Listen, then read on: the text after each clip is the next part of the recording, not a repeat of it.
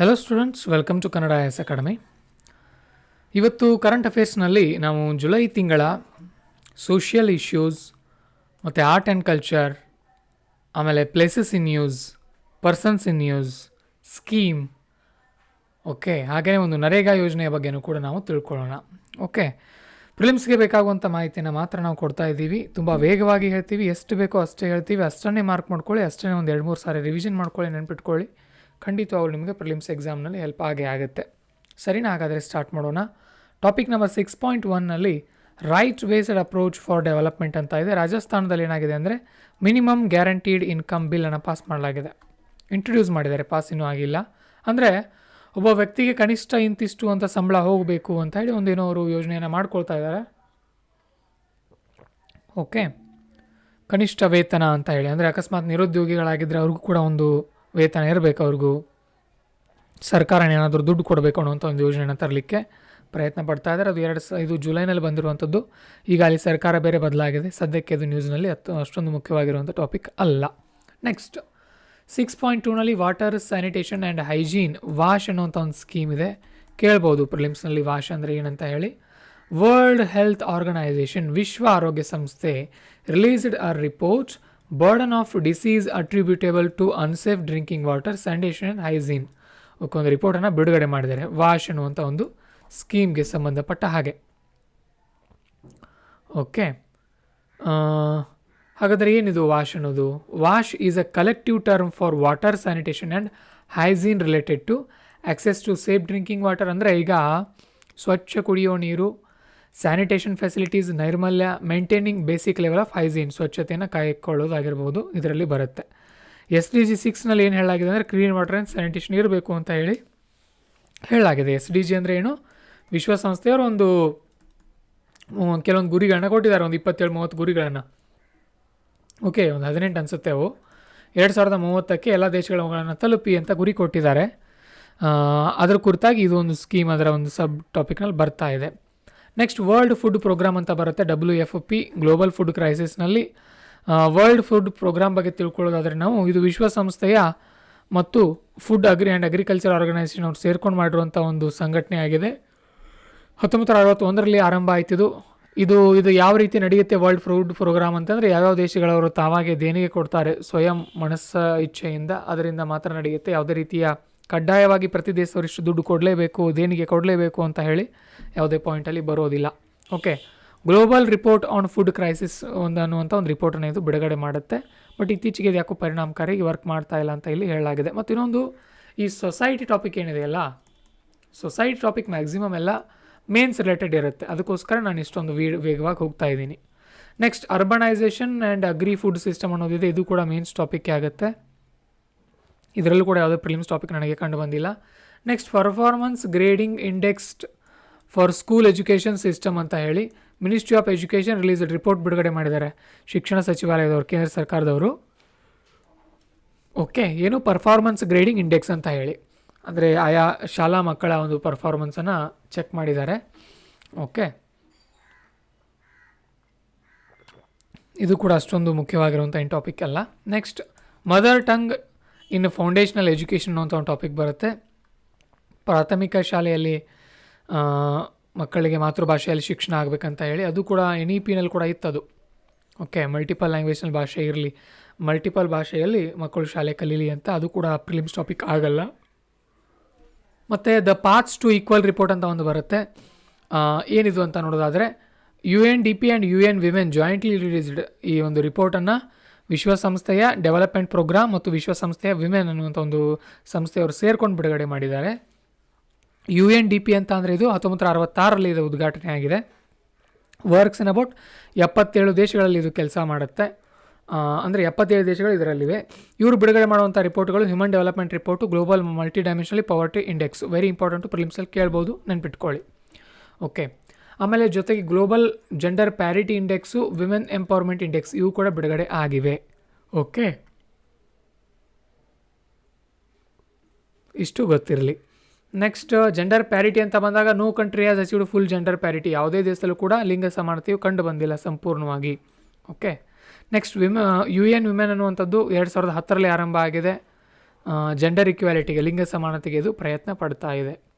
Next ಇಲ್ಲಿ news ಇನ್ shorts ಅಂತ ಇದೆ, sustainable development goal progress report ಅಂತ ಇದೆ. ಇದು ಕೂಡ UPSC ಪ್ರಿಲಿಮ್ಸ್ಗೆ ಸಂಬಂಧಪಡುವಂಥ ಟಾಪಿಕ್ ಅಲ್ಲವೇ ಅಲ್ಲ. Next 2 new health bills passed in parliament ಅಂತ ಇದೆ. ಇದು ಕೂಡ ಪ್ರಿಲಿಮ್ಸ್ಗೆ ಸಂಬಂಧಪಟ್ಟಿಲ್ಲ. Institutional development plan for higher education ಅಂತ ಇದೆ. ಇದು ಕೂಡ ಪ್ರಿಲಿಮ್ಸ್ಗೆ ಸಂಬಂಧಪಟ್ಟಿರುವಂಥ ಟಾಪಿಕ್ ಅಲ್ಲ. ಓಕೆ, ಸೊಸೈಟಿ ಅವೆಲ್ಲ ಮೇನ್ಸ್ಗಿದೆ. ನಾವು ಸೊಸೈಟಿ ಮೇನ್ಸ್ ಕ್ಲಾಸ್ಗಳನ್ನು ಹೇಳುವಾಗ ನಿಮಗೆ ಹೇಳ್ಕೊಡ್ತೀವಿ, ನೀವು ಏನು ವರಿ ಮಾಡಿಕೊಳ್ಳುವಂತಹ ಅಗತ್ಯಗಳು ಕಂಡುಬರೋದಿಲ್ಲ. ಸರಿ, ನೆಕ್ಸ್ಟ್ ನೋಡೋಣ. ಜುಲೈ 2023 ನೋಡಿ, ನೀವು ಕೂಡ ಈಗ ಮ್ಯಾಗ್ಝಿನ್ ಮೇಲೆ ಬರ್ಕೊಳ್ಬೇಕು ಪ್ರತಿ ಟಾಪಿಕ್ನಲ್ಲಿ. ಯಾಕಂದರೆ ಅಕಸ್ಮಾತ್ ಇವು ಹಾಳೆಗಳೇನಾದರೂ ಪಿನ್ ಮಿಸ್ ಆಗೋದ್ರೆ ನಿಮ್ಗೆ ನೆನಪು ಉಳಿಯುತ್ತೆ. ಜುಲೈ ಕೆಳಗಡೆ ಇಸ್ವಿ 23 ಅಂತ ಹೇಳಿ, ಅಥವಾ ನೀವು ಹೀಗೂ ಬರಿಬೋದು 2023 ಅಂತ. ಯಾಕೆ ಇದನ್ನು ಹೇಳ್ತಾ ಇದ್ದೀನಿ ಅಂದರೆ ರಿವಿಷನ್ ಮಾಡುವಾಗ ಒಂದು ಮೆಥಡ್ ಇದೆ, ಅದು ಆ ಮೆಥಡನ್ನು ನಾನು ಹೇಳ್ಕೊಡ್ತೀನಿ ನಿಮಗೆ, ಅದಕ್ಕೋಸ್ಕರ. ಸರಿ, ಈಗ ಕಲ್ಚರ್ಗೆ ಹೋಗೋಣ. 8ನೇ ಟಾಪಿಕ್ಕು. 6 ಸೊಸೈಟಿ ಇತ್ತು. 7 ಸೈನ್ಸ್ ಆ್ಯಂಡ್ ಟೆಕ್ನಾಲಜಿ ಯಾಕೆ ಹೇಳಿಲ್ಲ ಸರ್ ಅಂತ ಅಂದರೆ, ಈಗಾಗಲೇ ಯೂಟ್ಯೂಬ್ನಲ್ಲಿ ನಾವು ಮೇನಿಂದ ಮತ್ತು ಅಕ್ಟೋಬರ್ವರೆಗೂ ಸೈನ್ಸ್ ಆ್ಯಂಡ್ ಟೆಕ್ನಾಲಜಿ ಸಪ್ರೇಟಾಗಿ ಹೇಳಿದ್ದೀವಿ, ಅವುಗಳನ್ನ ನೀವು ನೋಡ್ಕೊಳ್ಬೋದು. ಓಕೆ, ಸೈನ್ಸ್ ಆ್ಯಂಡ್ ಟೆಕ್ನಾಲಜಿ ಮುಗಿದಿದೆ ಈಗಾಗಲೇ, ಜುಲೈ, ಆಗಸ್ಟ್, ಸೆಪ್ಟೆಂಬರ್, ಅಕ್ಟೋಬರ್ದು. ಹಾಗಾಗಿ ನಾನೀಗ ಕಲ್ಚರ್ಗೆ ಹೋಗ್ತಾ ಇದ್ದೀನಿ. ಮಿಹಿರ್ ಬೋಜಾಣ ಅಂತ ಒಂದು ಹೆಸರು ಬಂದಿದೆ ಇಲ್ಲಿ. ಏನು ಇವನು, ಯಾರು ಇವನು ಅಂತ ನೋಡೋದಾದರೆ, ರಾಜ ಮಿಹಿರ್ ಬೋಜಾಣ ಒಂದು ಪುತ್ಥಳಿಯನ್ನು ಹರಿಯಾಣದಲ್ಲಿ ಅನಾವರಣ ಮಾಡಿದ್ದಾರೆ. ಯಾರೀತ ಅಂತ ಅನ್ನೋದಾದರೆ, 9ನೇ ಶತಮಾನದ ಗುರ್ಜರು ಮತ್ತು ಪ್ರತಿಹಾರರು ಸಾಮ್ರಾಜ್ಯದ ಅರಸನಾಗಿದ್ದ ಈತ. ಇವನಿಗೆ ಒಂದು ಬಿರುದಿತ್ತು, ಆದಿವರಾಹ ಅನ್ನುವಂಥ ಒಂದು ಬಿರುದು ಇವನಿಗೆ ಇತ್ತು. ಆದಿವರಾಹ ಅಂದರೆ ಅದು ವಿಷ್ಣುವಿನ ಒಂದು ಹೆಸರು. ಓಕೆ, ಮತ್ತು ಅರಬ್ ಮರ್ಚೆಂಟ್ ಸುಲೈಮಾನ್ ಬಂದಿದ್ದ ಇವನ ಟೈಮ್ನಲ್ಲಿ.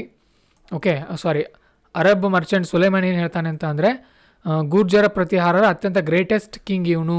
ಯಾರು? ಮಿಹಿರ್ ಬೋಜಾ ಅಂತ ಆತ ಹೇಳ್ತಾನೆ. He was also great patron of art and literature. Poet Rajashekhara adorn his court. Okay, poet Rajashekhara ಅನ್ನುವಂಥ ಒಬ್ಬ ಕವಿ ಕೂಡ ಈತನ ಆಸ್ಥಾನದಲ್ಲಿ ಇದ್ದ, ಮಿಹಿರ್ ಬೋಜನ ಆಸ್ಥಾನದಲ್ಲಿ. ಓಕೆ, ಇಲ್ಲಿ ನೋಡ್ಬೋದು ನೀವು, ಗುರ್ಜರಿದ್ದಾರೆ, ಪ್ರತಿಹಾರರಿದ್ದಾರೆ, ಪಾಲಜರು, ಈ ಕಡೆ ರಾಷ್ಟ್ರಕೂಟರು. ನೋಡಿ, ರಾಷ್ಟ್ರಕೂಟರು ಎಲ್ಲಿವರೆಗೂ ಹಬ್ಬಿದ್ದಾರೆ. ತುಂಬ ದೊಡ್ಡ ಸಾಮ್ರಾಜ್ಯ ರಾಷ್ಟ್ರಕೂಟರ ಸಾಮ್ರಾಜ್ಯ. ಓಕೆ, ನೆಕ್ಸ್ಟ್ ಅಷ್ಟು ಸಾಕು ಅವನ ಬಗ್ಗೆ. ಮತ್ತು ಇಲ್ಲಿ ಕೆಲವೊಂದು ಪಾಯಿಂಟ್ ಕೊಟ್ಟಿದ್ದಾರೆ ನೋಡಿ, ಗುರ್ಜರು ಪ್ರತಿಹಾರರ ಬಗ್ಗೆ. ಅಲ್ಲಿ ನನಗೆ ಇಂಪಾರ್ಟೆಂಟ್ ಅನಿಸಿದ್ದು ಅಂತ ಅಂದರೆ, ಲಿಟ್ರರಿ ರೆಕಾರ್ಡರ್ಸ್, ಸಾಹಿತ್ಯದ ಬಗ್ಗೆ ಕೇಳ್ಬೋದು. ಗುರ್ಜರ ಪ್ರತಿಹಾರರ ಬಗ್ಗೆ ಪುಲಕೆ 2ನೇ ಇಮ್ಮಡಿ ಪುಲಕೇಶಿಯ ಐಹೊಳೆ ಶಾಸನದಲ್ಲಿ ಕೆಲವೊಂದು ಮಾಹಿತಿಗಳು ಸಿಗುತ್ತೆ. ಆಮೇಲೆ ಹುಯೆನ್ ಸ್ಯಾಂಗ್ ಕೂಡ ಪುಸ್ತಕದಲ್ಲಿ ಕೂಡ ಇದ್ರ ಬಗ್ಗೆ ಮಾಹಿತಿ ಇದೆ. ಬಾಣಭಟ್ಟನ ಹರ್ಷಚರಿತೆಯಲ್ಲೂ ಕೂಡ ಈ ಗುರ್ಜರ ಪ್ರತಿಹಾರರ ಬಗ್ಗೆ ಮಾಹಿತಿಯನ್ನು ನಾವು ನೋಡ್ಬೋದಾಗಿದೆ. ಇವರ ಆಡಳಿತ ವ್ಯವಸ್ಥೆಯನ್ನು ಬಗ್ಗೆ ಪ್ರಿಲಿಮ್ಸಲ್ಲಿ ಕೇಳ್ಬೋದು. ಹೇಗಿತ್ತು ಅಂತ ನೋಡೋದಾದರೆ, ರಾಜನಿಗೆ ಪರಮೇಶ್ವರ, ಮಹಾರಾಜಾದಿರಾಜ ಅಂತ ಬಿರುದುಗಳಿರ್ತಾ ಇದ್ವು. ಆಗ ಯಾವುದೇ ಮಿನಿಸ್ಟರ್ಗಳು ಇದ್ದ ಹಾಗೆ ಕಂಡು ಬರೋದಿಲ್ಲ. ನೆಕ್ಸ್ಟ್ ಇವರು ರಾಜ್ಯವನ್ನು ಭುಕ್ತಿಗಳನ್ನಾಗಿ ಡಿವೈಡ್ ಮಾಡಿದರು, ಭುಕ್ತಿಗಳನ್ನು ಮಂಡಲಗಳನ್ನಾಗಿ ಡಿವೈಡ್ ಮಾಡಿದರು. ಓಕೆ, ಮಂಡಲಗಳನ್ನು ಸಿಟಿ ಮತ್ತು ಹಳ್ಳಿಗಳನ್ನಾಗಿ ಡಿವೈಡ್ ಮಾಡಿದರು. ಹಳ್ಳಿಗಳಲ್ಲಿ ಲೋಕಲ್ ಅಡ್ಮಿನಿಸ್ಟ್ರೇಷನ್ ನಡೀತಾ ಇತ್ತು. ಮತ್ತು ಆಗಿನ ಕಾಲದಲ್ಲೂ ಕೂಡ ಇಂಟರ್ ಕಾಸ್ಟ್ ಮ್ಯಾರೇಜ್ಗಳು ನಡೀತಾ ಇದ್ವು. ಪಾಲಿಗ್ಯಾಮಿ ಕೂಡ ಜಾರಿಯಲ್ಲಿತ್ತು. ಇಂಟರ್ ಕಾಸ್ಟ್, ಅಂತರ್ಜಾತಿ ವಿವಾಹ, ಪಾಲಿಗ್ಯಾಮಿ ಅಂದರೆ ಬಹುಪತ್ನಿತ್ವವು ಕೂಡ ಜಾರಿಯಲ್ಲಿ ಇತ್ತು ಅಂತ ನಾವು ನೋಡ್ತೀವಿ. ಸರಿನಾ? ಇನ್ನು ನೆಕ್ಸ್ಟು ಶ್ರೀ ಅಲ್ಲೂರಿ ಸೀತಾರಾಮರಾಜು ಅಂತ ಬರ್ತಾರೆ. ಆಂಧ್ರ ಪ್ರದೇಶದಲ್ಲಿ ನೀವು ಹೆಸರು ಕೇಳಿರ್ಬೋದು, ತುಂಬ ಫೇಮಸ್ ಇದೊಂದು ಹೆಸರು. ಯಾರು ಇವರು ಅಂತ ನೋಡೋದಾದರೆ, ಇವರ 125ನೇ ಹುಟ್ಟುಹಬ್ಬವನ್ನು ಆಚರಣೆ ಮಾಡಲಾಗಿದೆ. ಜೊತೆಗೆ 100 ವರ್ಷಗಳ ರಂಪಾ ರೆಬೆಲಿಯನ್ಗೆ, ರಂಪಾ ದಂಗೆಗೆ 100 ವರ್ಷಗಳು ಕೂಡ ಆಗಿವೆ. ಸರಿ, ಏನಿದು ಹಾಗಾದರೆ ನೋಡೋದಾದರೆ ಇವರು ಯಾರು ಅಂತ ನೋಡೋದಾದರೆ, ಈ ಅಲ್ಲೂರಿ ಸೀತಾರಾಮರಾಜು ಜುಲೈ 4ನೇ ತಾರೀಕು 1897ರಲ್ಲಿ ಹುಟ್ಟುತ್ತಾರೆ ಆಂಧ್ರ ಪ್ರದೇಶನಲ್ಲಿ. 18ನೇ ವಯಸ್ಸಿದ್ದಾಗ ಮನೆಯನ್ನು ಬಿಟ್ಟು ಇವರು ಸನ್ಯಾಸಿ ಆಗ್ತಾರೆ. ಹಾಗೆಯೇ ಈ ನಾನ್ ಕೋಆಪರೇಷನ್ ಮೂವ್ಮೆಂಟ್, ಅಸಹಕಾರ ಚಳವಳಿ ನಡೀತಾ ಇತ್ತಲ್ಲ ಗಾಂಧೀಜಿಯವ್ರದ್ದು, ಆಗ ಗಾಂಧೀಜಿಯಿಂದ ಪ್ರಭಾವಿತರಾಗಿ ಇವರು ಕೂಡ ದೇಶ ಸೇವೆಗೆ ತೊಡಗಿಸಿಕೊಳ್ಳುತ್ತಾರೆ. ಓಕೆ, ಟ್ರೈಬಲ್ ಬುಡಕಟ್ಟು ಸಮುದಾಯವನ್ನು ಪ್ರತಿನಿಧಿಸಿ ಲೋಕಲ್ ಪಂಚಾಯತ್ ಕೋರ್ಟ್ಗಳನ್ನು ಆರಂಭ ಮಾಡ್ತಾರೆ. ಕೊಲೋನಿಯಲ್ ಕೋರ್ಟ್ಗಳನ್ನ, ಅವೇನು ಬ್ರಿಟಿಷರ ಕೋರ್ಟ್ಗಳಿದ್ದಲ್ಲ ಅವುಗಳನ್ನ ಅವರು ಬಹಿಷ್ಕರಿಸ್ತಾರೆ. ಜೊತೆಗೆ ಖಾದಿಯನ್ನು ಬಳಸೋಕೆ ಮತ್ತು ಈ ಸಾರಾಯಿ ಕುಡಿಯೋದನ್ನು ನಿಲ್ಲಿಸೋಕೆ ಇವರು ಹೇಳ್ತಾರೆ. ಖಾದಿಯನ್ನು ಜಾಸ್ತಿ ಬಳಸಿ ಸಾರಾಯಿ ಕುಡಿಯೋದನ್ನು ನಿಲ್ಲಿಸಿ ಅಂತ ಜನರಿಗೆ ವಿನಂತಿ ಮಾಡ್ಕೊಳ್ತಾರೆ.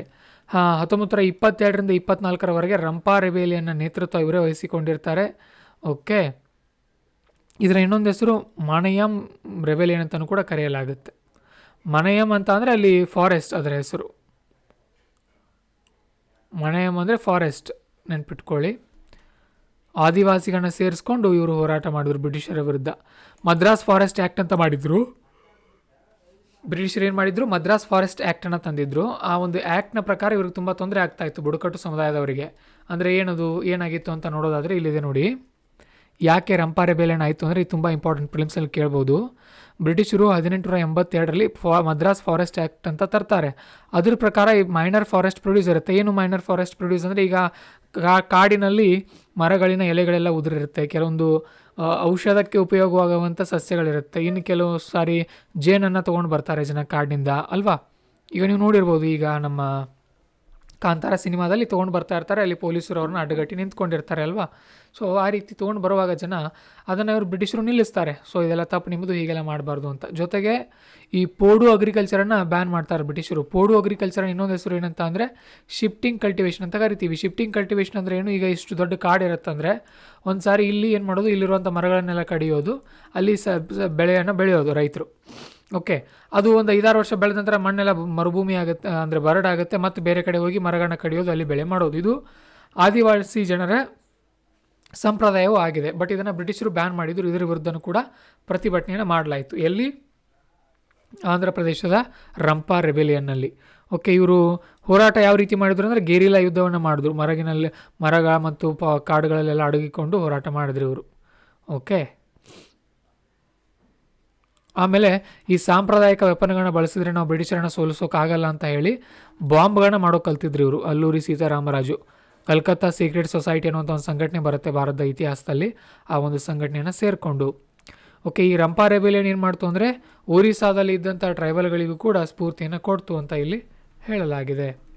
ಓಕೆ, ಇಷ್ಟು ನಿಮಗೆ ಗೊತ್ತಿರಲಿ. ನೆಕ್ಸ್ಟ್ ಬಾಸ್ಟೈಲ್ ಡೇ ಅಂತ ಬರುತ್ತೆ, ಅಥವಾ ಬಾಸ್ಟಿಲ್ಲೆ ಡೇ ಅಂತಲೂ ಕೂಡ ಕರೀತಾರೆ. ಫ್ರೆಂಚ್ ರೆವಲ್ಯೂಷನ್ಗೆ ಕಾರಣ ಆಗಿರುವಂಥ ಅದೊಂದು ದಿನ ಅಂತ ಹೇಳ್ಬೋದು. ಅಂದರೆ ಅವತ್ತು ಏನಾಗಿತ್ತು, ಇದೆಲ್ಲ ನಮಗೇನು ಕೇಳಲ್ಲ ಎಲ್ಲಿ, ಬಟ್ ಗೊತ್ತಿರಲಿ. ಫ್ರೆಂಚ್ನಲ್ಲಿ ಏನಾಗಿತ್ತು ಅಂದರೆ, ಫ್ರಾನ್ಸ್ನಲ್ಲಿ ಈ ರಾಜರು ತಮ್ಮ ವೈಭೋಗದ ಕಡೆನೇ ಜಾಸ್ತಿ ಗಮನ ಕೊಟ್ಟಿದ್ದರು. ಈ ಉಳಿಗ ಅಂದರೆ ಈ ಯಾರ್ಯಾರು ಜೀತ ಪದ್ಧತಿ ಜನ ಮತ್ತು ಬಡವರ ಬಗ್ಗೆ ರಾಜರು ಗಮನ ಕೊಡ್ತಾ ಇರಲಿಲ್ಲ. ಒಂದು ಸಾರಿ ಏನಾಗುತ್ತೆ, ರಾಜ ಇನ್ನು ಮುಂದೆ ಎಲ್ಲ ಜನರ ಮೇಲೆ ಗುಂಡು ಹಾರಿಸೋಣಿದ್ದಾನೆ, ಆರ್ಮಿಯನ್ನು ಕರೆಸಿ ಅಂತ ಹೇಳಿ ತಿಳ್ಕೊಂಡು ಜನ ಏನು ಮಾಡಿಬಿಡ್ತಾರೆ, ಆ ಒಂದು ಅವರ ಯಾರ್ಯಾರು ಜೈಲಿನಲ್ಲಿ ಇರ್ತಾರಲ್ಲ ಇವ್ರ ಪರವಾಗಿ, ರೈತರ ಅಥವಾ ಬಡವರ ಪರವಾಗಿ ಹೋರಾಟ ಮಾಡಿದವರು, ಅವ್ರನ್ನೆಲ್ಲ ಹೋಗಿ ಬಿಡಿಸ್ಕೊಂಡು ಬರ್ತಾರೆ. ಆ ಒಂದು ಜೈಲಿನ ಹೆಸರೇ ಏನಾಗಿತ್ತು ಅಂದರೆ ಬಾಸ್ಟಿಲ್ಲೆ ಅಂತ ಹೆಸರಿತ್ತು ಅದರದ್ದು. ಓಕೆ, ಅದೊಂದು ಜೈಲು, ಕೋಟೆ ರೀತಿಯಲ್ಲಿದ್ದಂಥ ಜೈಲಾಗಿತ್ತು. ಅದನ್ನು ಹೊಡೆದು ಅಲ್ಲಿಂದ ಜನರನ್ನು ಬಿಡಿಸ್ಕೊಂಡು ಬರ್ತಾರೆ ಆಮೇಲೆ ಮುಂದೆ ದೊಡ್ಡ ಕ್ರಾಂತಿ ಆಗುತ್ತೆ. ಅದರ ಫ್ರೆಂಚ್ ಕ್ರಾಂತಿ ಅಂತ ನಾವು ಮಾಡರ್ನ್ ಹಿಸ್ಟ್ರಿನಲ್ಲಿ, ಇದು ಮಾಡರ್ನ್ ಹಿಸ್ಟ್ರಿ ಅಲ್ಲ, ನಮ್ಮ ವರ್ಲ್ಡ್ ಹಿಸ್ಟ್ರಿನಲ್ಲಿ ಕಲಿತೀವಿ ಅದ್ರ ಬಗ್ಗೆ. ಸೊ ಪ್ರಿಲಿಮ್ಸಲ್ಲಿ ಇದು ಬರೋದು ಡೌಟ್ ಇದ್ರ ಬಗ್ಗೆ ಏನು. ಸೊ ಬೇಡ, ಪ್ರಿಲಿಮ್ಸಲ್ಲಿ ವರ್ಲ್ಡ್ ಹಿಸ್ಟ್ರಿ ಬಗ್ಗೆ ಏನೂ ಪ್ರಶ್ನೆನೇ ಬರಲ್ಲ. ಓಕೆ, ಒಂದು ಪಾಯಿಂಟ್ ಗೊತ್ತಿರಲಿ, ಫ್ರೆಂಚ್ನವರು ಲಿಬರ್ಟಿ, ಈಕ್ವಾಲಿಟಿ, ಫ್ರ್ಯಾಟರ್ನಿಟಿ ಅಂತ ಬರುತ್ತೆ ಫ್ರೆಂಚರ ಸಂವಿಧಾನದಲ್ಲಿ. ಭಾರತದವರು ಅದನ್ನು ಏನು ಮಾಡಿದ್ದೀವಿ, ತೊಗೊಂಡಿದ್ದೀವಿ ಅದನ್ನು, ಲಿಬರ್ಟಿ, ಈಕ್ವಾಲಿಟಿ, ಫ್ರ್ಯಾಟರ್ನಿಟಿಯನ್ನು. ನಮ್ಮ ಸಂವಿಧಾನದ ಪೀಠಿಕೆಯಲ್ಲೂ ಕೂಡ ಇಷ್ಟು ಅಂಶಗಳನ್ನು ನಾವು ಗಮನಿಸಬಹುದಾಗಿದೆ. ನೆಕ್ಸ್ಟ್ ಅನುಭವ ಮಂಟಪ ಅಂತ ಬರುತ್ತೆ. ಈಗ ಇತ್ತೀಚೆಗೆ ನಮ್ಮ ದೇಶದಲ್ಲಿ G20 ಮೀಟಿಂಗ್ ನಡೀತು, ಅದಕ್ಕೆ ಭಾರತ ಮಂಟಪಂ ಅಂತ ಹೆಸರು ಕೊಟ್ಟಿದ್ದರು. ಓಕೆ, ಅದಕ್ಕೆ ಮೂಲ ಒಂದು ಮಾದರಿ, ಅದಕ್ಕೆ ಒಂದು ಇನ್ಸ್ಪಿರೇಷನ್ ಯಾವುದು ಅಂತ ಅಂದರೆ ಅದಕ್ಕೆ ಅನುಭವ ಮಂಟಪ ಅಂತ ಹೇಳಲಾಗಿತ್ತು. ಸೊ ಅನುಭವ ಮಂಟಪ ಅಂತ ಅಂದರೆ ಬಂದರೆ ಅಲ್ಲಿ ಪ್ರಭುದೇವ, ಅಲ್ಲಮ್ಮ ಪ್ರಭುದೇವ ಇದ್ರಲ್ಲ, ಅವರು ಪ್ರೆಸಿಡೆಂಟ್, ಅಧ್ಯಕ್ಷರಾಗಿದ್ದರು. ಬಸವೇಶ್ವರ ಅಲ್ಲಿ ಪ್ರಧಾನಮಂತ್ರಿಯಾಗಿ ಕೆಲಸ ಮಾಡಿದರು ಅಂತ ಹೇಳ್ಬೋದು. ಅಲ್ಲಿ ಮತ್ತು ಚುನಾವಣೆ ನಡೆದಿರಲಿಲ್ಲ ಅನುಭವ ಮಂಟಪದಲ್ಲಿ. ಈಗ ಹಿರಿಯರೇ ಯಾರ್ಯಾರು ಏನೇನಾಗಬೇಕು ಅಂತ ನೇಮಕ ಮಾಡಿದ್ರು ಅವರು. ಇಷ್ಟು ಗೊತ್ತಿರಲಿ, ಚುನಾವಣೆ ನಡೆದಿರಲಿಲ್ಲ ಆಗ. ಓಕೆ, ನೆಕ್ಸ್ಟ್ ಪೋರಾಪ್ಯಾಣೈ ಕೊಟ್ಟೈ ಅನ್ನುವಂಥ ಒಂದು ಸೈಟ್ ಬಗ್ಗೆ ಹೇಳ್ತಾ ಇದ್ದಾರೆ ಇಲ್ಲಿ. ಅದೊಂದು ಪ್ರದೇಶ ಎಲ್ಲಿ ಬರುತ್ತೆ ಅದು ಅಂತಂದರೆ, ಹೆಸರು ನೋಡಿದರೆ ನಿಮ್ಗೆ ಗೊತ್ತಾಗುತ್ತೆ, ತಮಿಳ್ನಾಡಲ್ಲಿರುವಂಥ ಒಂದು ಪ್ರದೇಶ ಆಗಿದೆ. ಇದು ಸಂಗಮ್ ಏಜ್ಗೆ ಸಂಬಂಧಪಟ್ಟಿರುವಂಥ ಪ್ರದೇಶ ಕಂಡು ಬಂದಿದೆ. ಓಕೆ, ಇದು gold stud, bone point and carnelian bead belonging to Sangam age. ಇದು ಪ್ರದೇಶ ಅಲ್ಲ, ಸೊ ಒಂದು ಗೋಲ್ಡ್ ಸ್ಟಡ್ ಸಿಕ್ಕಿದೆ ಅಂತ ಹೇಳ್ತಾ ಇದ್ದಾರೆ, ಬಂಗಾರದೇನು. ಬಹುಶಃ ಇದು ಕೇಳಲ್ಲ ಬಿಡಿ, ಏನು ಚಿಂತೆ ಬೇಡ. ಸಂಗಮ್ ಏಜ್ಗಳ ಬಗ್ಗೆ ಕೇಳ್ತಾರೆ. ಸಂಗಮ್ ಏಜ್ ಅಂದರೆ ಏನು, ಏನೇನಿತ್ತಾಗ ಆರ್ಟ್ ಆ್ಯಂಡ್ ಕಲ್ಚರಲ್ಲಿ ಅದನ್ನು ಕವರ್ ಮಾಡ್ತೀವಿ. Next Tankai ship building method ಅಂತ ಬರುತ್ತೆ, ಕೇಳ್ಬೋದು ಪ್ರಿಲಿಮ್ಸ್ನಲ್ಲಿ. Tankai method was recently in news, what is this ಅಂತ ಕೇಳ್ಬೋದು. ಟ್ಯಾಂಕೈ ಮೆಥಡ್ ಅನ್ನೋದು ship building method. Ship building ಅಂದರೆ ಹಡಗು ನಿರ್ಮಾಣ. ನೋಡಿ, ಹಡಗುಗಳನ್ನು ನಿರ್ಮಾಣ ಮಾಡುವಾಗ ಈ ರೀತಿ ಕಟ್ಟಿಗೆಗಳು ಬೇಕಾಗುತ್ತೆ ಓಕೆ. ಬ್ರಿಟಿಷರು ಬಂದ ಮೇಲೆ ಕಟ್ಟಿಗೆಗಳಿಗೆ ಏನು ಮಾಡಿದ್ರು, ಮೊಳೆಯನ್ನು ಇಂಗ್ಲೀಷ್ನಲ್ಲಿ ನೇಲ್ಸ್ ಅಂತ ಕರೀತಾರೆ, ಮೊಳೆ ಹೊಡೆದ್ರು ಬ್ರಿಟಿಷರು. ಬಟ್ ಭಾರತದಲ್ಲಿ ಮೊದಲು ಮೊಳೆ ಹೊಡಿತಾ ಇರಲಿಲ್ಲ. ಏನು ಮಾಡ್ತಾಯಿದ್ರು, ಕಟ್ಟಿಗೆಗಳಲ್ಲಿ ಒಂದರಲ್ಲಿ ಒಂದನ್ನು ಸಿಗಿಸಿ ಮಾಡ್ತಾಯಿದ್ರು, ಏನು ದೋಣಿಗಳನ್ನು. ಸೊ ಅದು ಯಾವ ಮೆಥಡು, ಟ್ಯಾಂಕೈ ಮೆಥಡ್ ಅಂದರೆ ಆ ರೀತಿ ಮಾಡೋದನ್ನು ನಾವೇನಂತ ಕರಿತೀವಿ, ಹಡಗುಗಳನ್ನ ಮಾಡೋದನ್ನು ಟ್ಯಾಂಕೈ ಮೆಥಡ್ ಅಂತ ಕರಿತೀವಿ. ನೆಕ್ಸ್ಟ್ ಓಲ್ ಚಿಕಿ ಸ್ಕ್ರಿಪ್ಟ್ ಅಂತ ಬರುತ್ತೆ. ಇದೊಂದೇನು ಲಿಪಿ, ಸ್ಕ್ರಿಪ್ಟ್ ಅಂದರೆ ಏನು ಲಿಪಿ, ಓಲ್ ಚಿಕಿ ಅಂತ ಹೇಳಿ. ಓಲ್ ಚಿಕಿ ಸ್ಕ್ರಿಪ್ಟು ಸಂತಾಲಿ ಭಾಷೆಗೆ ಸಂಬಂಧಪಟ್ಟಿರುವಂಥದ್ದು ಆಗಿದೆ. ಸಂತಾಲಿ ಭಾಷೆಯು ಸಂವಿಧಾನದ 8ನೇ ಶೆಡ್ಯೂಲ್ನಲ್ಲಿ ಇದೆ. ಓಕೆ, ಇಷ್ಟು ಗೊತ್ತಿರಬೇಕು ನಿಮಗೆ. ನೆಕ್ಸ್ಟ್ ಸಂತಾಲ್ ರೆಬೇಲಿಯನ್ ಅಂತ ಒಂದು ಬರುತ್ತೆ, 1855ರಿಂದ 56 ಆಗಿತ್ತು. ಬ್ರಿಟಿಷರ ವಿರುದ್ಧ ನಡೆದಂಥ ದೊಡ್ಡ ದಂಗೆ ಇದು. ಪರ್ಮನೆಂಟ್ ಸೆಟಲ್ಮೆಂಟ್ ಆ್ಯಕ್ಟನ್ನು ತಂದಿರ್ತಾರೆ ಬ್ರಿಟಿಷರು, ಅದರ ವಿರುದ್ಧ ಹೋರಾಡಲಾಗಿತ್ತು. ಜಾರ್ಖಂಡ್ ಭಾಗದ ಸುತ್ತಮುತ್ತದಲ್ಲಿ ಇದು ನಡೆದಿತ್ತು. ಸಿಧು ಮತ್ತು ಕಣು ಅಂತ ಇಬ್ಬರು ಸಹೋದರರು ಇದರ ಒಂದು ನೇತೃತ್ವವನ್ನು ವಹಿಸಿದರು. ನೆಕ್ಸ್ಟ್ ಕುಯ್ ಲ್ಯಾಂಗ್ವೇಜ್ ಅಂತ ಬರುತ್ತೆ ನೋಡಿ, ಕೇಳ್ತಾರೆ ಫಿಲಿಮ್ಸ್ನಂದರೆ. Ol Chiki was recently seen in news, what is this ಅಂತ ಕೇಳ್ತಾರೆ. ಇದು ಸ್ಕ್ರಿಪ್ಟು. ಇದು ಕುಯ್ ನೋಡಿ, ಕುಯ್ ಅನ್ನೋದು ಭಾಷೆ ಇದು. ಓಕೆ, ಒಡಿಶಾ ಕ್ಯಾಬಿನೆಟ್ ಪ್ರಪೋಸ್ ಏನು ಮಾಡುತ್ತಂದರೆ ಕುಯ್ ಭಾಷೆಯನ್ನು 8ನೇ ಶೆಡ್ಯೂಲ್ಗೆ ಸೇರಿಸಿ ಅಂತ ಹೇಳ್ತಾ ಇದ್ದಾರೆ ಅವರು, ಒಡಿಶಾದವರು. ಕುಯ್ ಲ್ಯಾಂಗ್ವೇಜ್ ಇದು ದ್ರಾವಿಡ ಭಾಷೆಗಳಿಗೆ ಸೇರುತ್ತೆ. ಓಕೆ, ಕೊಂಡ ಮತ್ತು ಕೊಂಡ ಅನ್ನುವಂಥ ಜನರು ಈ ಭಾಷೆನ ಮಾತಾಡ್ತಾರೆ. ಒಡಿಯಾ ಬರೆಯೋದು ಮಾತ್ರ ಒಡಿಯಾ ಸ್ಕ್ರಿಪ್ಟ್ನಲ್ಲಿ ಬರೀತಾರೆ, ಒಡಿಯಾ ಲಿಪಿಯಲ್ಲಿ. ಓಕೆ, ಹಾಗಾದರೆ 8ನೇ ಶೆಡ್ಯೂಲ್ನಲ್ಲಿ ಯಾಕೆ ಹಾಕಿ ಅಂತ ಹೇಳ್ತಾರೆ ಅಂದರೆ, 8ನೇ ಶೆಡ್ಯೂಲಲ್ಲಿ ಹಾಕಿದರೆ ಅದು ಅಫಿಷಿಯಲ್ ಲ್ಯಾಂಗ್ವೇಜ್ ಆಗುತ್ತೆ ನಮ್ಮ ದೇಶದ್ದು. ಟೋಟಲ್ 22 ಭಾಷೆಗಳಿವೆ ಅದರಲ್ಲಿ. ಈಗ ಮೊದಲು 14 ಇದ್ದವು, ಬರ್ತಾ ಬರ್ತಾ ಬರ್ತಾ ಬರ್ತಾ ಸೇರಿಸಲಾಯಿತು. ಓಕೆ, ಮತ್ತೊಂದೆರಡು.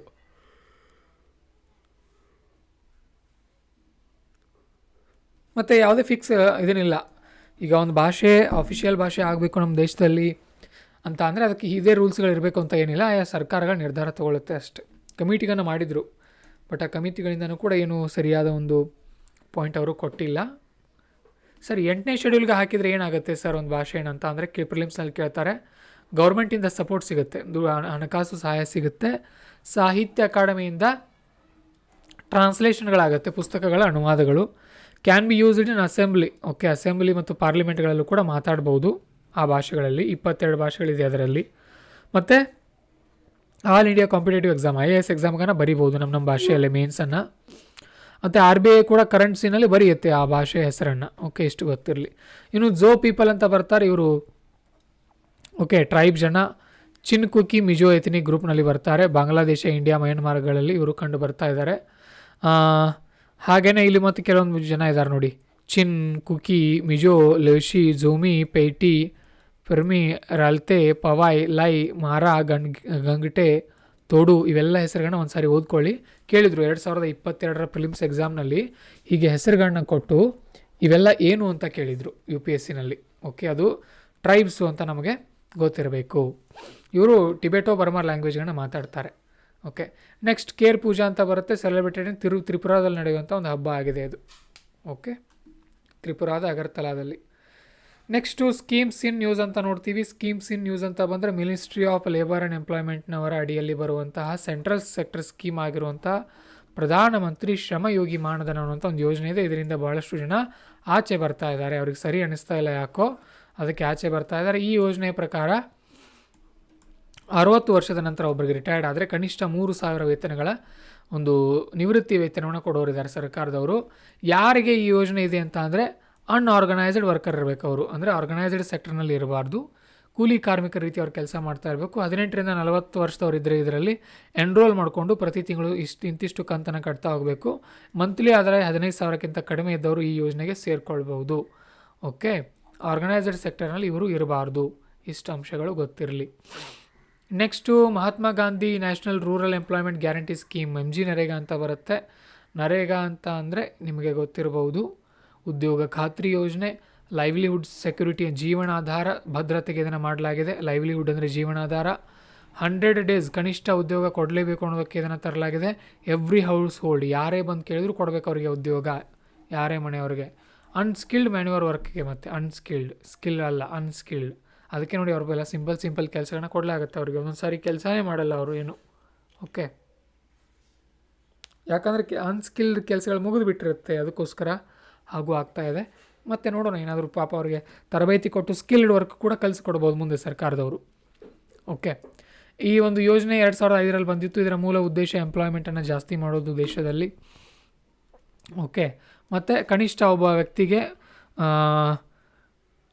ಏನು ಮಾಡೋದು 100 ದಿನ ಆದರೂ ಕೆಲಸವನ್ನು ಕೊಡುವಂಥದ್ದು. ಮತ್ತು ಯಾರು ಕೆಲಸ ಕೇಳಿ 15 ದಿನದ ನಂತರನೂ ಕೂಡ ಕೆಲಸ ಕೊಡಲಿಕ್ಕಾಗಲಿಲ್ಲ ಅಂದರೆ ಸರ್ಕಾರದವರು ಅವನಿಗೆ ಇದನ್ನು ಕೊಡಬೇಕು, ಸಂಬಳ ಏನಂತೀವಿ ನಾವು ಅದಕ್ಕೆ, ಅಲೋವನ್ಸ್ ಕೊಡಬೇಕು, ದುಡ್ಡನ್ನು. ಕೆಲಸ ಕೊಡದೇ ಇದ್ರೂ ಕೂಡ ದುಡ್ಡು ಕೊಡಬೇಕಾಗುತ್ತೆ. 15 ದಿನದಲ್ಲಿ ಕೆಲಸ ಕೊಡಬೇಕು ಅವನಿಗೆ.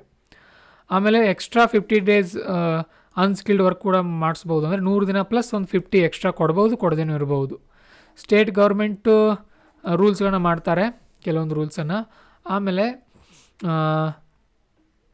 ಅದರಲ್ಲಿ ನೋಡಿ, ಈಗ 100 ಜನ ಇದ್ದಾರೆ ಅಂದರೆ ಅದರಲ್ಲಿ 33 ಜನ ಹೆಣ್ಮಕ್ಳೇ ಇರಬೇಕು ಈ ಕೆಲಸದಲ್ಲಿ. ಹಾಗೆಯೇ ಈ ಅನ್ಸ್ಕಿಲ್ಡ್ ವರ್ಕ್ ಇದ್ದರೆ 100% ದುಡ್ಡನ್ನು ಕೇಂದ್ರ ಸರ್ಕಾರದವರೇ ಕೊಡ್ತಾರೆ. ಸ್ಕಿಲ್ಡ್ ವರ್ಕ್ಗಳಿದ್ದರೆ, ಅಂದರೆ ಏನಾದರೂ ಒಂದು ಕನ್ಸ್ಟ್ರಕ್ಷನ್ ವರ್ಕ್ ಆಗಿರ್ಬೋದು, ಏನಾದರೂ ಒಂದು ಮಟೀರಿಯಲಿಂದ ಕೆಲಸ ನಡೀತಾ ಇತ್ತು ಅಂದರೆ 75% ಕೇಂದ್ರ ಸರ್ಕಾರದವ್ರು ಕೊಡ್ತಾರೆ, 25% ರಾಜ್ಯ ಸರ್ಕಾರದವರು ಕೊಡ್ತಾರೆ. ಓಕೆ, ಅಷ್ಟು ಗೊತ್ತಿರಲಿ. ನೆಕ್ಸ್ಟ್ 5 ಕಿಲೋಮೀಟ್ರ್ ಒಳಗಡೆನೇ ಏನು ಮಾಡಬೇಕು, ಅವ್ರಿಗೆ ಕೆಲಸವನ್ನು ಕೊಡಬೇಕು. 5 ಕಿಲೋಮೀಟ್ರಿಗಿಂತ ಜಾಸ್ತಿ ದೂರ ಕೆಲಸ ಇದ್ದರೆ ಅದು ಆ ಒಂದು ಏನು ಹೋಗಿ ಬರೋ ಖರ್ಚು ಇರುತ್ತಲ್ಲ ಅದನ್ನು ಕೂಡ ಕೊಡಬೇಕಾಗುತ್ತೆ. ಓಕೆ, ಸೊ ಅಷ್ಟು ಗೊತ್ತಿರಲಿ. ನೆಕ್ಸ್ಟ್ ಬರೋರು ಪರ್ಸನಾಲಿಟಿ ನ್ಯೂಸ್ ಅಂತ ಬರುತ್ತೆ. ಮಂಗಲ್ ಪಾಂಡೆ ಬಗ್ಗೆ ಗೊತ್ತಿರಬೇಕು ನಿಮಗೆ. ಮೊದಲ ಒಂದು ಸ್ವಾತಂತ್ರ್ಯ ಹೋರಾಟಗಾರ ಅಂತ ಕರಿತೀವಿ ಇವನನ್ನು. ಬ್ರಿಟಿಷರ ವಿರುದ್ಧ ಗುಂಡು ಹಾರಿಸಿದ್ದ ಈತ. ಓಕೆ, ಫಸ್ಟ್ ವಾರ್ ಆಫ್ ಇಂಡಿಪೆಂಡೆನ್ಸನ್ನು ಈತನೇ ಆರಂಭ ಮಾಡಿದ್ದು ಅಂತ ಹೇಳ್ತೀವಿ. ನೆಕ್ಸ್ಟ್ ವ್ಯೋಮೇಶ್ ಚಂದ್ರ ಬ್ಯಾನರ್ಜಿ ಅಂತ ಬರ್ತಾರೆ. ವ್ಯೋಮೇಶ್ ಚಂದ್ರ ಬ್ಯಾನರ್ಜಿ ಅವರು ಇದು ಪರ್ಮನೆಂಟ್ ಲಾಯರ್, ಮೊದಲ ಭಾರತದ ಪರ್ಮನೆಂಟ್ ಲಾಯರ್ ಇವರು. ಕಂಟೆಂಪ್ಟ್ ಆಫ್ ಕೋರ್ಟ್ ಕೇಸ್ನಲ್ಲಿ ಸುರೇಂದ್ರನಾಥ್ ಬ್ಯಾನರ್ಜಿ ಅವರನ್ನು ಅವರು ರಕ್ಷಣೆ ಮಾಡ್ತಾರೆ, ಡಿಫೆಂಡ್ ಮಾಡಿ ಕೋರ್ಟ್ನಲ್ಲಿ. ಮತ್ತು ಭಾರತದ ನ್ಯಾಷನಲ್ ಕಾಂಗ್ರೆಸ್ ಇತ್ತಲ್ಲ 1885ರಲ್ಲಿ ಆರಂಭ ಆಯಿತು, ಅದರ ಫಸ್ಟ್ ಮೀಟಿಂಗ್ನಲ್ಲಿ ಇವರೇ ಅಧ್ಯಕ್ಷರಾಗಿದ್ದರು ಅದರದ್ದು. ನೆಕ್ಸ್ಟ್ ಬರೋರು ಸಹಜಾನಂದ ಸರಸ್ವತಿ ಅಂತ, ಇವರು ಗಾಜಿಯಾಪುರ ಉತ್ತರ ಪ್ರದೇಶದವರು. 1936ರಲ್ಲಿ ಆಲ್ ಇಂಡಿಯಾ ಕಿಸಾನ್ ಸಭಾವನ್ನು ಇವರು ಆರಂಭ ಮಾಡ್ತಾರೆ. ಓಕೆ, ಬಿಹಾರ್ನಲ್ಲಿ ಬಕ್ಷಾತ್ ಮೂವ್ಮೆಂಟನ್ನು ಸ್ಟಾರ್ಟ್ ಮಾಡಿದರು. ಹಾಗೆಯೇ ಅದು ಲ್ಯಾಂಡ್ ಟ್ಯಾಕ್ಸ್ಗೆ ಸಂಬಂಧಪಟ್ಟಿದ್ದಾಗಿತ್ತು. ನೆಕ್ಸ್ಟ್ ಜಯರಾಮ್ ದಾಸ್ ದೌಲತ್ ರಾಮ್ ಅಂತ ಬರ್ತಾರೆ. ಇವರು ಕೂಡ ಸ್ವತಂತ್ರ ಹೋರಾಟಗಾರರು, ಗಾಂಧಿಯವರ ಅನುಯಾಯಿಗಳು. ಕ್ವಿಟ್ ಇಂಡಿಯಾ ಮೂವ್ಮೆಂಟ್ನಲ್ಲಿ ಇವರು ಭಾಗವಹಿಸಿದರು. ನೆಕ್ಸ್ಟ್ ಚಂದ್ರಶೇಖರ್ ಆಜಾದ್ ಅವರಿದ್ದಾರೆ. ಇವ್ರ ಬಗ್ಗೆ ಅಂತ ನಾನು ಹೇಳೋ ಅಗತ್ಯನೇ ಇಲ್ಲ, ನಿಮಗೆಲ್ಲ ಗೊತ್ತೇ ಇರುತ್ತೆ. ಓಕೆ, ಆದ್ರೂ ಕೂಡ ಕೆಲವೊಂದು ಅಂಶಗಳನ್ನ ನೋಡೋಣ. ಇವರು ನಾನ್ ಕೋಆಪ್ರೇಷನ್ ಮೂಮೆಂಟ್, ಗಾಂಧೀಜಿಯವರ ಅಸಹಕಾರ ಚಳುವಳಿಯಲ್ಲಿ ಪಾಲ್ಗೊಂಡಿದ್ದರು. ಆಮೇಲೆ ಹಿಂದೂಸ್ತಾನ ಸೋಷಿಯಲಿಸ್ಟಿಕ್ ರಿಪಬ್ಲಿಕನ್ ಅಸೋಸಿಯೇಷನ್ನ ಮೆಂಬರ್ ಆಗಿದ್ದರು. ಹಿಂದೂಸ್ತಾನ್ ರಿಪಬ್ಲಿಕ್ ಅಸೋಸಿಯೇಷನ್ನ ಮೆಂಬರ್ ಆಗಿದ್ದರು. ಕಾಕೋರಿ ಟ್ರೈನ್ ಕಳ್ಳತನದಲ್ಲಿ ಕೂಡ ಭಾಗವಹಿಸಿದರು. ಓಕೆ, ವಾಯ್ಸರಾಯನ ಟ್ರೈನ್ ಬೆಂಕಿ ಹಚ್ಚೋಕೆ ಪ್ರಯತ್ನ ಪಟ್ಟಿದ್ದರು. JP ಸ್ಯಾಂಡರ್ಸ್ನ ಮರಣದಲ್ಲೂ ಕೂಡ ಇವರ ಕೈವಾಡ ಇತ್ತು ಅಂತ ನಾವು ಹೇಳ್ತೀವಿ. ಇವೆಲ್ಲ ಮಾಡರ್ನ್ ಹಿಸ್ಟ್ರಿಯಲ್ಲಿ ಕಲಿತೀವಿ ತುಂಬ ಚೆನ್ನಾಗಿ, ಈಗೇನು ಸದ್ಯಕ್ಕೆ ಅಷ್ಟು ನೆನ್ಪಿಟ್ಕೊಳ್ಳಿ. ನೆಕ್ಸ್ಟ್ ಅರುಣಾ ಅಸಫ್ ಅಲಿ ಅಂತ ಬರ್ತಾರೆ. Grand old lady of independence movement ಅಂತ ಅವ್ರನ್ನ ಕರೆಯಲಾಗುತ್ತೆ. 1930ರ ಉಪ್ಪಿನ ಸತ್ಯಾಗ್ರಹದಲ್ಲಿ ಪಾಲ್ಗೊಂಡಿದ್ದರು.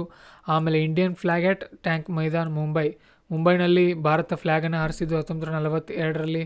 1958ರಲ್ಲಿ ಇವರು ದೆಹಲಿಯ ಮೆಂಬರ್ ಆಗಿದ್ದರು. ಆಮೇಲೆ ಪದ್ಮವಿಭೂಷಣ, ಭಾರತ ರತ್ನಂಥ ಪ್ರಶಸ್ತಿಗಳು ಇವರಿಗೆ ಸಿಕ್ಕಿವೆ ಅಂತ ಇಲ್ಲಿ ಹೇಳಲಾಗ್ತಾ ಇದೆ. ಜೊತೆಗೆ ಪ್ಲೇಸಸ್ ಇನ್ ನ್ಯೂಸ್ ಅಂತ ಬರುತ್ತೆ. ಇವನ್ನ ನೀವು ಮ್ಯಾಪ್ನಲ್ಲಿ ಕೂಡ ಒಂದೊಂದು ಸಾರಿ ನೋಡ್ಕೊಳ್ಬೇಕು. ಪ್ಯಾಂಗಾಂಗ್ ಟ್ಸೋ ಲೇಕ್ ಬರುತ್ತೆ, ಲಡಾಖ್ನಲ್ಲಿದೆ. Both India and China are ramping up. Okay, China ಮತ್ತು ಇಂಡಿಯಾದ ಒಂದು ಬಾರ್ಡರ್ನಲ್ಲಿ ಇದು ಕಂಡು ಬರುತ್ತೆ, ಪ್ಯಾಂಗಾಂಗ್ ಟ್ಸೋ ಲೇಕ್ ಅಂತ ಹೇಳಿ ಇಲ್ಲಿದೆ ನೋಡಿ ಈ ಭಾಗದಲ್ಲಿ. ನೆಕ್ಸ್ಟ್ ದಾಲಾ ಕ್ರೇಟರ್ ಅಂತ ಬರುತ್ತೆ ಮಧ್ಯಪ್ರದೇಶದಲ್ಲಿ. ಇದ್ರ ಬಗ್ಗೆ ನಾವು ಕ್ಲಾಸಲ್ಲಿ ಕೂಡ ಡಿಸ್ಕಸ್ ಮಾಡಿದ್ವಿ. ಸ್ಟಡಿ ಸಜೆಸ್ಟ್ ಮೆಟಿಯೋರೈಟ್ ಹ್ಯಾಸ್ ಫಾರ್ಮ್ ದಾಲಾ ಕ್ರೇಟರ್ ಅಂದರೆ ತಗ್ಗು ಅಲ್ಲಿ ನಿರ್ಮಾಣ ಆಗಿದೆ ಅಂತೆ. ಮೆಟಿಯೋರೈಟ್ ಅಂದರೆ ಆಕಾಶದಿಂದ ಬೀಳುವಂಥ ಒಂದು ಏನು ನಾವು ಧೂಮಕೇತು, ಕ್ಷುದ್ರಗ್ರಹ, ಇನ್ನೊಂದು ಬರುತ್ತೆ ನೋಡಿ, ಅದು ಯಾವುದು, ವೆಯ್ಟ್ ಒಂದು ನಿಮಿಷ ಹೇಳ್ತೀನಿ ನಾನು. ಓಕೆ, ಮೆಟಿಯೋರೈಟ್ಗೆ ಶಿಲಾ ಉಲ್ಕೆ ಅಥವಾ ಉಲ್ಕಾಶಿಲೆ, ಉಲ್ಕಾಪಾತ ಅಂತ ಕರಿತೀವಿ. ಉಲ್ಕಾಶಿಲೆ ಅಂದರೆ ಶಿಲೆ ಅಂದರೆ ಕಲ್ಲು, ಆಕಾಶದಿಂದ ಬಿದ್ದಾಗ ಭೂಮಿಯಲ್ಲಿ ತಗ್ಗು ಮಾಡುತ್ತೆ. ದಾಲಾ ಕ್ರೇಟರ್ ಅಂತ ಒಂದು ಮಧ್ಯಪ್ರದೇಶದಲ್ಲಿ ಕಂಡು ಬರುತ್ತೆ. ನೆಕ್ಸ್ಟ್ ಪಲಮಾವು ಟೈಗರ್ ರಿಸರ್ವ್ ಅಂತ ಇದೆ. ಪಲಮಾವು ಹುಲಿ ಸಂರಕ್ಷಣಾ ಧಾಮ ಜಾರ್ಖಂಡಲ್ಲಿ ಕಂಡು ಬರುತ್ತೆ. ಓಕೆ, ಇಲ್ಲಿ ಎಲ್ಲಿದೆ ಅದು ಪಲಮಾವು ಟೈಗರ್ ರಿಸರ್ವ್, ಇಲ್ಲಿ ಜಾರ್ಖಂಡಲ್ಲಿ ಕಂಡು ಬರುತ್ತೆ ಅದು. ಅಮರಾವತಿ ಮಹಾರಾಷ್ಟ್ರದಲ್ಲಿ PM ಮಿತ್ರ ಟೆಕ್ಸ್ಟೈಲ್ ಪಾರ್ಕ್ ಲಾಂಚ್ ಮಾಡಲಾಗಿದೆ. ಮಹಾರಾಷ್ಟ್ರದಲ್ಲಿ ಇಲ್ಲಿ ಬರುತ್ತೆ ಈ ಭಾಗದಲ್ಲಿ. ನೆಕ್ಸ್ಟ್ ರುದ್ರಗಿರಿ ಹಿಲ್ಲಾಕ್ ಬರುತ್ತೆ ಗುಂಟೂರಿನಲ್ಲಿ, Andhra Pradesh. Fusion of rock art found. Okay, rock ಏನದು ಕಲ್ಲಿನ ಶಿಲ್ಪಕಲೆಗಳು ಕಂಡು ಬಂದಿವೆ. ನೆಕ್ಸ್ಟ್ ಪರ್ಕಾಚಿಕ್ ಗ್ಲೇಷಿಯರ್ ಅಂತ ಬರುತ್ತೆ ಲಡಾಖ್ನಲ್ಲಿ. Likely to have 3 lakes of different dimensions due to rapid ice melt. ಇಲ್ಲಿ ಬಹಳಷ್ಟು ಐಸ್ ಮೆಲ್ಟ್ ಆಗ್ತಾ ಇದೆ, ಐಸ್ ಕರಗ್ತಾ ಇರೋದ್ರಿಂದ ಅಲ್ಲಿ ಲೇಕ್ಗಳು ಡಿಫ್ರೆಂಟ್ ರೂಪದಲ್ಲಿ ರೂಪುಗೊಳ್ತಾ ಇವೆ. Next Khadir Bet and Bela region, Kutch region ಗುಜರಾತ್ನಲ್ಲಿ. ನ್ಯೂ ಸ್ಪೀಷೀಸ್ ಶ್ರಬ್ ಡಿಸ್ಕವರ್ಡ್, ಹೊಸ ಸಸ್ಯಗಳು ಕಂಡು ಬಂದಿವೆ. ನೆಕ್ಸ್ಟ್ ಕಾಸ್ ಪ್ಲಾಟೋ ಅಂತ ಬರುತ್ತೆ, ಮಹಾರಾಷ್ಟ್ರದಲ್ಲಿದೆ ಇದು. Sediments from seasonal indicated major shift in Indian summer ಮಾನ್ಸೂನಲ್ಲಿ ಹಲವಾರು ರೀತಿಯ ಬದಲಾವಣೆಗಳಾಗಿರೋದು ಇದರ ಅಡಿಯಲ್ಲಿ ನಮಗೆ ಕಂಡು ಬರ್ತಾ ಇದೆ. ಹಂಪಿ ಗ್ರೂಪ್ ಆಫ್ ಮಾನ್ಯುಮೆಂಟ್ಸ್, ಹಂಪಿಯಲ್ಲಿರುವಂಥ ಎಲ್ಲ ಮಾನ್ಯುಮೆಂಟ್ಗಳು ವಸ್ತುಗಳು ಏನಾಗಿವೆ, ಮೀಟಿಂಗ್ ನಡೆದಿತ್ತಲ್ಲಿ G20 ಕಲ್ಚರಲ್ ಗ್ರೂಪ್ನ ಮೀಟಿಂಗ್ ನಡೆದಿತ್ತು ಹಂಪಿಯಲ್ಲಿ. ನೆಕ್ಸ್ಟ್ ಪೊರೈಪಣಕೊಟ್ಟೈ ಸೈಟ್ ಅಂತ ಬರುತ್ತೆ ತಮಿಳುನಾಡಿನಲ್ಲಿ. Items belong to Sangam age were excavated. ಅಲ್ಲಿ ಏನು ಮಾಡಿದ್ದಾರೆ, ಈ ಸಂಗಮ್ ಏಜ್ಗೆ ಸಂಬಂಧಪಟ್ಟಂತಹ ಹಳೆಯ ಕಾಲದ ವಸ್ತುಗಳನ್ನು ಪತ್ತೆ ಮಾಡಲಾಗಿದೆ. ಅದನ್ನು ಆರ್ಟ್ ಆ್ಯಂಡ್ ಕಲ್ಚರಲ್ಲಿ ಹೇಳ್ಕೊಡ್ತೀನಿ ನಿಮಗೆ.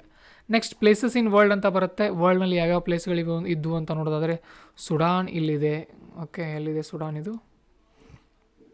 ಇಲ್ಲಿ ಸುಡಾನ್ ಇದೆ.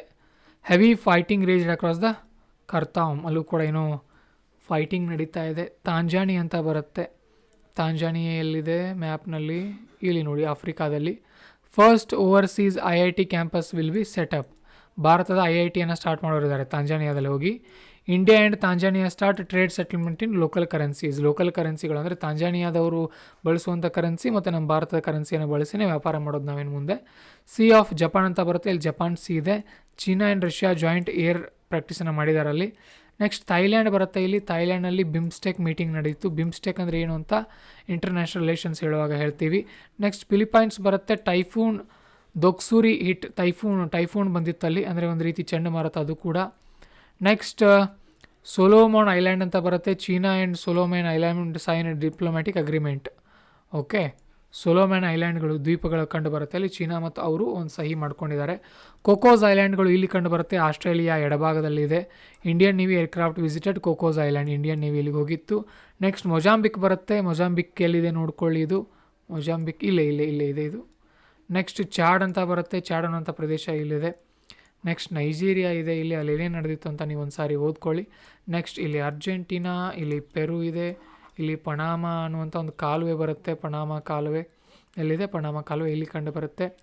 ಒರ್ಕೇನಿ ಐಲ್ಯಾಂಡ್ ಅಂತ ಇಲ್ಲಿ ಕಂಡು ಬರುತ್ತೆ. ಓಕೆ, ಐಲ್ಯಾಂಡ್ ಅನ್ನುವಂಥ ಒಂದು ಚಿಕ್ಕ ಕಂಡು ಬರುತ್ತೆ ನಮಗೆ ಇಲ್ಲಿ. ಐಲ್ಯಾಂಡ್ ಹೆಸರಿಗೆ ಐಲ್ಯಾಂಡ್ ಅಂತ ಇದೆ, ಅದು ಬಟ್ ಅದು ಗ್ರೀನ್ ಆಗಿದೆ. ಇದು ಗ್ರೀನ್ಲ್ಯಾಂಡ್ ಇದೆ, ಬಟ್ ಇದು ಗ್ರೀನ್ಲ್ಯಾಂಡ್ ಇರೋದು ಐಸ್ನಿಂದ ತುಂಬಿದೆ. ನೆಕ್ಸ್ಟ್ ಗ್ರೀಸ್ ಅನ್ನುವಂಥ ದೇಶ ಬರುತ್ತೆ, ಅದು ಇಲ್ಲಿ ಕಂಡು ಬರುತ್ತೆ. ಬ್ಲ್ಯಾಕ್ ಸಿ ಇಲ್ಲಿದೆ.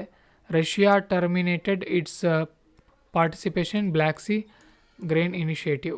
ಓಕೆ, ರಷ್ಯಾದವ್ರು ಒಂದು ಯೋಜನೆಯನ್ನು ಮಾಡ್ತಾಯಿದ್ರು ಬ್ಲ್ಯಾಕ್ ಸಿ ಗ್ರೇನ್ ಅಂತ ಹೇಳಿ, ಅದನ್ನು ಅವರು ರಷ್ಯಾದವ್ರು ಸ್ಟಾಪ್ ಮಾಡಿದ್ದಾರೆ. ವರ್ಲ್ಡ್ ಮ್ಯಾಪನ್ನು ನೀವು ಪದೇ ಪದೇ ನೋಡ್ತಾ ಇರಬೇಕು, ಹೆಸರುಗಳನ್ನ ಪದೇ ಪದೇ ರಿವಿಷನ್ ಮಾಡ್ತಾ ಇರಬೇಕು. ಅಟ್ಲಾಸ್ ತೊಗೊಳ್ಳಿ ಎಲ್ಲರೂ, ಈ ಪ್ಲೇಸ್ಗಳನ್ನ ಎಲ್ಲರೂ ಒಂದು ಸಾರಿ ನೋಡ್ಕೊಳ್ಳಿ, ಕಣ್ಣಾಡಿಸಿ. ಓಕೆ ಸರಿ, ಇಲ್ಲಿಗೆ ಇದು ಒಂದು ಜುಲೈ ಮ್ಯಾಗ್ಝಿನ್ ಮುಗಿಯುತ್ತೆ. ನಾನು ಮುಂದಿನ ಕ್ಲಾಸ್ನಿಂದ ನಿಮಗೆ ಆಗಸ್ಟ್ ಮ್ಯಾಗ್ಝಿನ್ ಸ್ಟಾರ್ಟ್ ಮಾಡ್ತೀನಿ. ಅದು ಕೂಡ ಹೀಗೆ ವೇಗವಾಗೇ ಇರುತ್ತೆ. ನೀವೇನು ಮಾಡಬೇಕು, ಈಗ ಸ್ಪ್ರಿಂಟ್ನಲ್ಲಿ ಹೇಗೆ ರಿವಿಷನ್ ಮಾಡ್ತಾ ಇದ್ದೀರೋ ಅದೇ ರೀತಿ ಇದನ್ನು ಕೂಡ ಪ್ರತಿದಿನ ಒಂದು ಸ್ವಲ್ಪ ರಿವಿಷನ್ ಮಾಡ್ತಾ ಹೋಗಬೇಕು. ಎಲ್ಲನೂ ನೆನಪುಳಿಯುತ್ತೆ. ಪದೇ ಪದೇ ರಿವಿಷನ್ ಮಾಡ್ತಾ ಹೋದರೆ. ಓಕೆ, ನಿಮಗೆ ಈ ಕ್ಲಾಸ್ಗಳ ಬಗ್ಗೆ ನಿಮ್ಮ ಅಭಿಪ್ರಾಯವನ್ನು ತಿಳಿಸಿ. ಇನ್ನೂ ಏನಾದರೂ ಇಂಪ್ರೂವ್ಮೆಂಟ್ ಬೇಕಾಗಿದ್ದರೆ ಹೇಳಿ, ನಾವು ಮುಂದಿನ ದಿನಗಳಲ್ಲಿ ತರೋಕ್ಕೆ ಪ್ರಯತ್ನ ಪಡ್ತೀವಿ. Have a great day, all the best.